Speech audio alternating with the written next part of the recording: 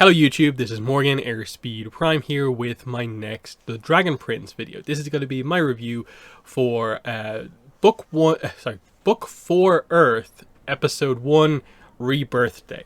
So for anyone wondering, the first episode of The Dragon Prince has been sort of officially released early. They did a live stream last night where they sort of premiered it on their kind of official Netflix live stream, and then to allow people who missed the live stream to watch it, it is just now up on the Dragon Prince YouTube channel in full. So I'll have a link to that in the description if you want to watch the episode and aren't aware that it's actually available for everyone already. But let's jump into this. What I found, I suppose, most interesting about this, given that I have very recently been, interacting with a lot of the kind of like build-up material, advertising material ahead of this book. So, I've read all those little stories up on the website. I was following the news that came out of each of the, Comic-Con, New York Comic-Con. This episode, as the first episode, surprisingly didn't actually have that much more to say that wasn't just covered already in the sort of, pre-season material. A lot of the clips were obviously just straight up the different aspects of this episode. And sure, there was a lot of other, scenes in here to fill in the gaps, have a little bit more of the character interactions, the kind of less important scenes in the episode. But in terms of the raw, what are the notable details from this episode? Surprisingly, there really wasn't that much more that wasn't just covered in all the preview stuff. In that, obviously, the big things are Viren's alive, 2-year time skip, that the final scene of book 3 was actually a 2-year time skip, and we only kind of knew that because it was told to us now. On the Claudia and Viren side of things, about the only new information was just I found it interesting when she talked about how this all went down in terms of, okay, she found her father's body, and, I think the show did a decent job about sort of highlighting, like, yeah, he was a mess, like, he was dead, and the body was a mess, because if the crown, which was solidly on Viren's head, is that badly dented and bent from the fall, imagine what the body was like. And so, Viren was dead. 100% dead. And look, we've seen dark magic cure paralysis, so a resurrection is an interesting idea, especially if you read the recent Claudia little short story that they put up on the Dragon Prince website about her using the dark magic to revive a cat of hers that died. It's an interesting kind of process. But obviously this is where we get the idea that Arvos begins to speak to her, that obviously the star worm survived, and begins to speak to Claudia and instructs her about how to perform this spell. And obviously over the 2 years she has trekked across Zadia to get the various ingredients and aspects of the spell that were needed, and again, without going into much detail, telling us that she did things that she's not proud of. Now, we already had the moment of, like, how did she actually cure Soren of the paralysis? And that was that she killed one of those deer animals. And that was viewed as being a somewhat shocking thing, because otherwise a lot of the dark magic was performed by sort of like crushing a bug, an insect or something like that. But, full on killing a deer, and then almost like the implication, other animals like that, that kind of stand out a little bit more. We're getting to the idea of like, because it's a full on resurrection, did she maybe have to do more than that? We don't really know, of course. But I suppose we're going to get to see what happened there. Because otherwise, it's like, wow, that's a lot of time that's passed where, okay, you gathered ingredients, and I'm guessing along those journeys is where she met Terry, because that's kind of one of the other kind of things that happens here, is just we very quickly get introduced to Claudia's new boyfriend, Terry the Earthblood Elf, which is interesting, in the book called Earth, that there is an Earthblood Elf here. The first one we've properly seen, I suppose, on screen in like the present day story. That's not just Callum acting like one. But other than the fact that he's kind of funny, has a kind of interesting personality like Claudia does, we don't get too much out of that. In that I was almost expecting there to be another scene in this episode that featured more of a general interaction between all the members of the group. But Viren doesn't even say a word to him. And it's hard to know if it's just like, is that just him doing the father thing, meeting the boyfriend? Because that's what they joke about. Or is he actually like annoyed about this situation?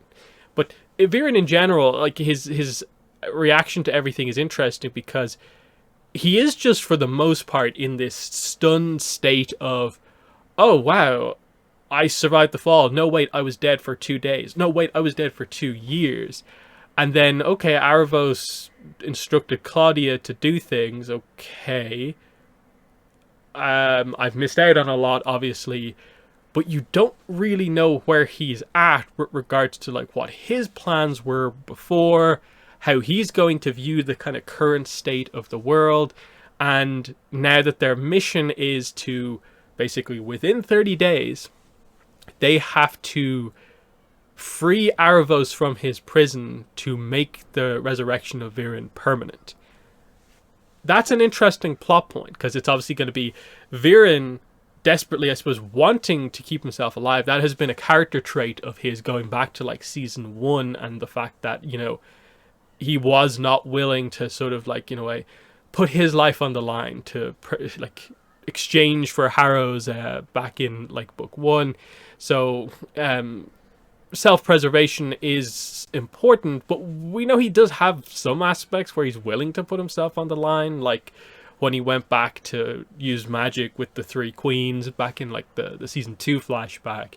But obviously the character that he is now doesn't seem like he's going to do that, but we also don't know what he's like now after being resurrected, in that like it seems like Aravos is probably more allied with Claudia right now at the moment.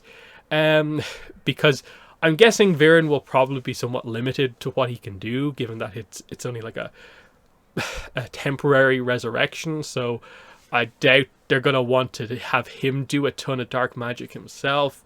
That will probably accelerate the process of it gradually, I suppose, decaying or whatever. Beyond that, the only other, I suppose, really, really interesting thing is that we get the details that, like, okay, Viren's dead body was kept in one of these sort of cocoons to preserve it ahead of the resurrection spell. And then 2, only a few days ago, it wrapped itself up into another cocoon, the worm, to apparently create this being that will guide them to the person who actually knows about where the prison is. Now, I think we've seen this being from the trailers. It's going to be some sort of a like kind of moth, butterfly kind of type, imp kind of character. I don't really know what way to describe it, but it's going to be something like that will guide them to the person they need to go to. Now, that will all be interesting when we get there, but right now it's just this idea that, okay, it doesn't seem like we're getting like just, oh, Aravos acting through some sort of a like clone or something like that. Like I think I was speculating a little bit on. It still seems like, given that he's still in prison, regardless of what happened, what they accomplished in the last season, he can still fundamentally only really act through manipulating others and so on, and minor spells that get across his will. That's all that's really going on there. So just waiting to see what happens on that side of things. The other, I think, really interesting point was obviously how were they going to tackle the major plot point that actually happened off screen? Because any Dragon Prince fan who comes into season 4 having only seen book 1, 2, and 3, just the episodes, they don't interact with a lot of the website articles and stuff like that, where they would know from like the description or having read the comic or stuff like that. They don't know that Rayla left in between seasons, and it was very interesting to see how they did that in this episode. It was the cliffhanger ending reveal, basically. because they didn't do a thing where they led off at the start with, and here's what happened in the past 2 years with everyone.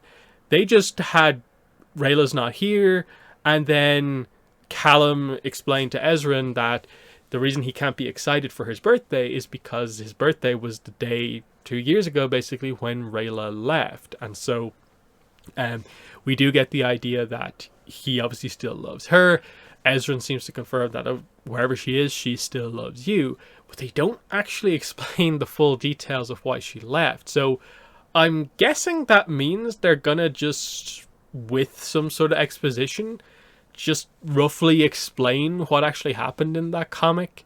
Because obviously Rayla returning is going to have to be a major plot point. We know from other clips it's going to happen. And I'm guessing they haven't shown too many clips from super late into the season. So it probably has to be something that happens within the first 3-4 episodes. So Rayla arriving back is going to be interesting.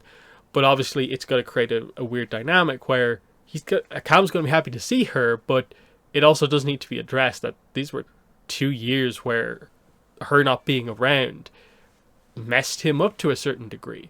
And can it just go straight back to normal? What did she accomplish in all of this time? Because again, in the episode, they don't actually explain, well, here's why she left. Stuff like the website and the comic gives you a little bit more explanation of, like, it is partially that she believes Viren is still alive.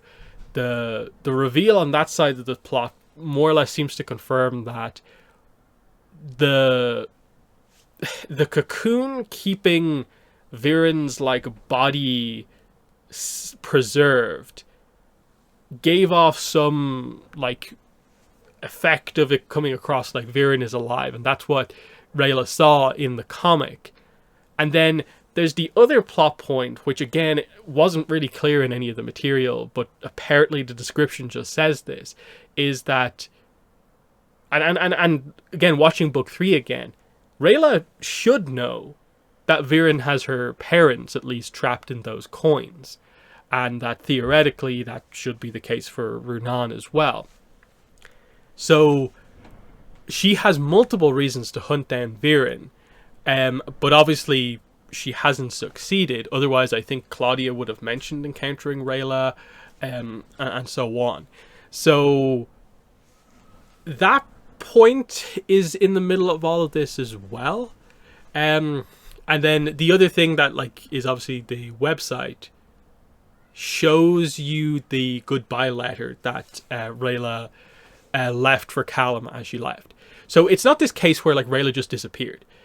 Callum got a very lengthy goodbye letter that like triple, quadruple, like times 10 confirmed she still cares about him. She is doing this in a way to protect him by going off on her own to stop anything that's left from the threat from before.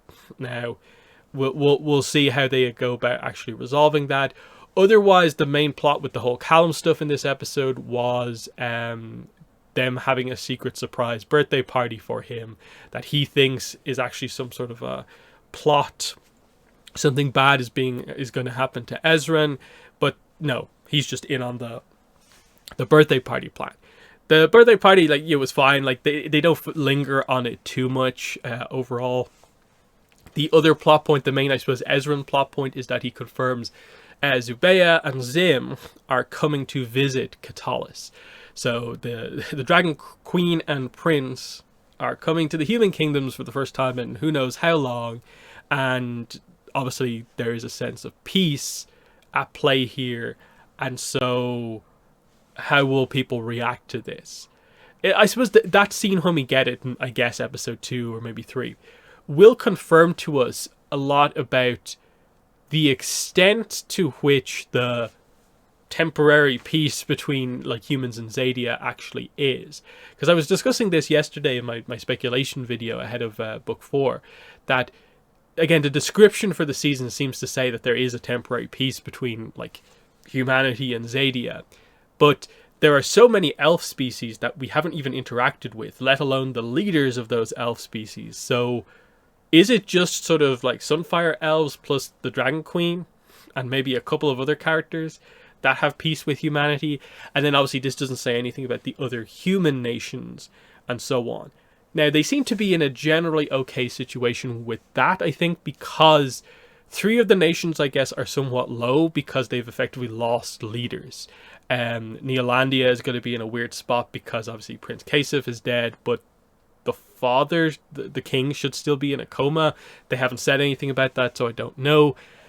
I'm guessing the other kingdoms in the last 2 years have elected or chosen someone to be the next leaders.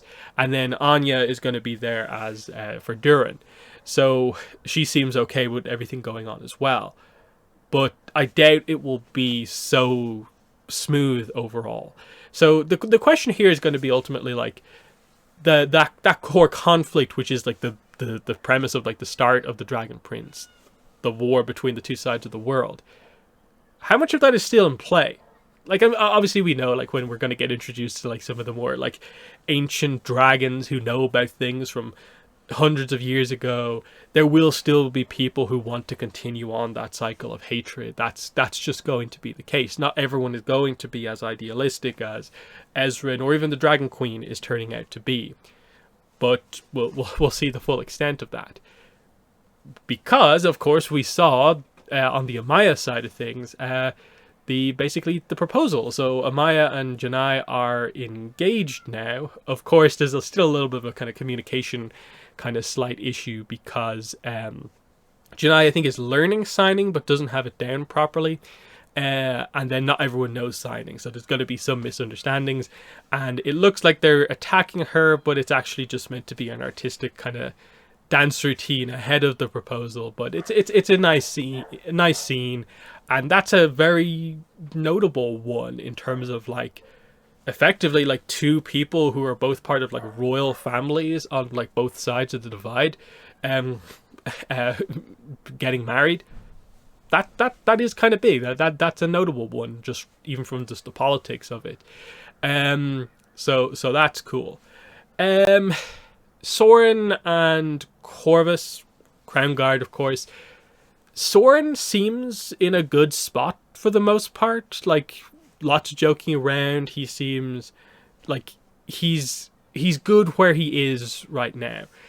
I'm guessing we'll get into some of the whole stuff about, like, in the same way that Callum seems okay until Rayla gets mentioned, Soren is going to seem okay until Claudia, Viren gets mentioned, because obviously at the end of the last book he basically made his choice to separate himself from both of them, and especially with his father he showed he was willing to like take down his father if he needed to, and Claudia saw that, and given that she has really doubled down on the loyalty to her father, her view on Soren is going to be very interesting going forward.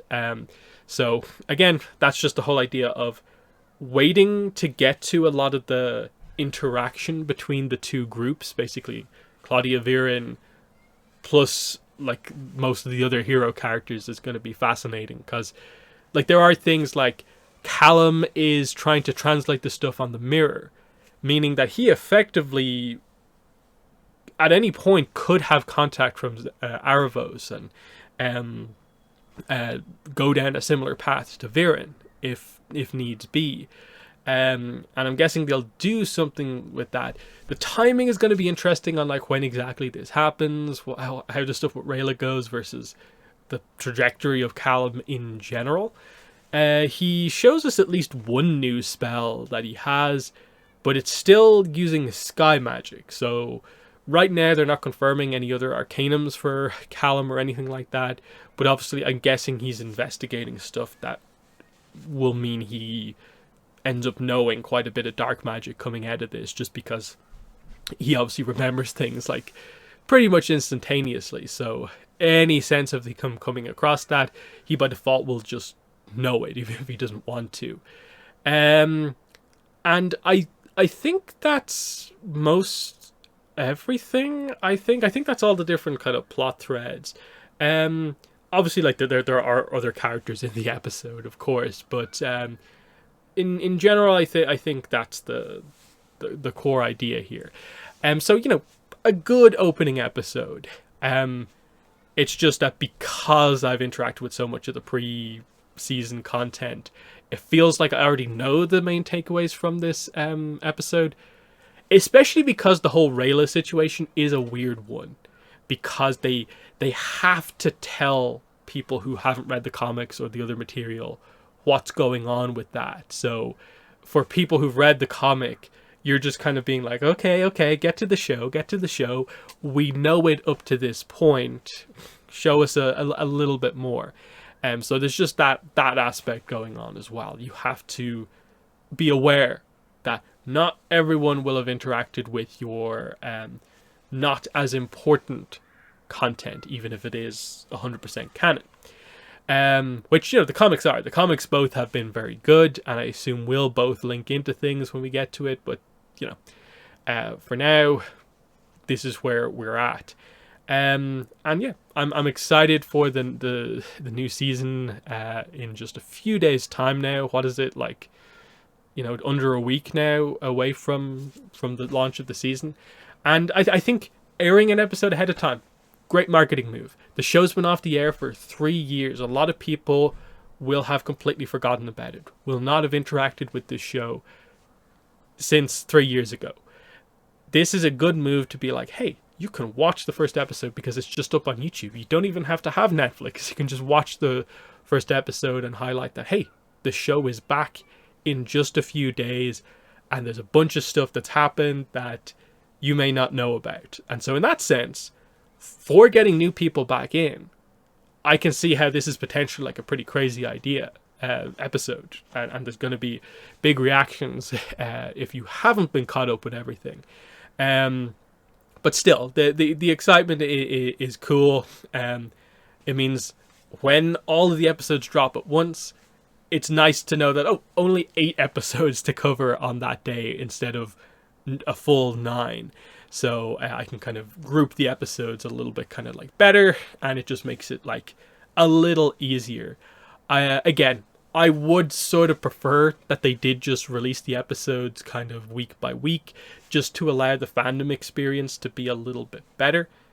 Sure, you can maybe say there's some value to having larger groups of episodes, but I would still more or less say that if you're doing it that way, I'd still do it in like either releasing 2 or 3 episodes at a time, just to, again, allow people to speculate between episodes. Because otherwise, there is a little bit of a mad dash to that day, make sure you watch all 9 episodes before you get spoiled, but then you're in such a rush to not be spoiled by people wanting to talk about everything that you don't properly take in all that was presented in like the earlier episodes.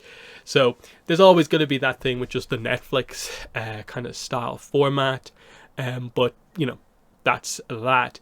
So yeah, in the comments, let me know what your thoughts were on the first episode of the new season of The Dragon Prince. They're my thoughts, but let me know below. Other than that, that's been the video. Thanks for watching, and bye.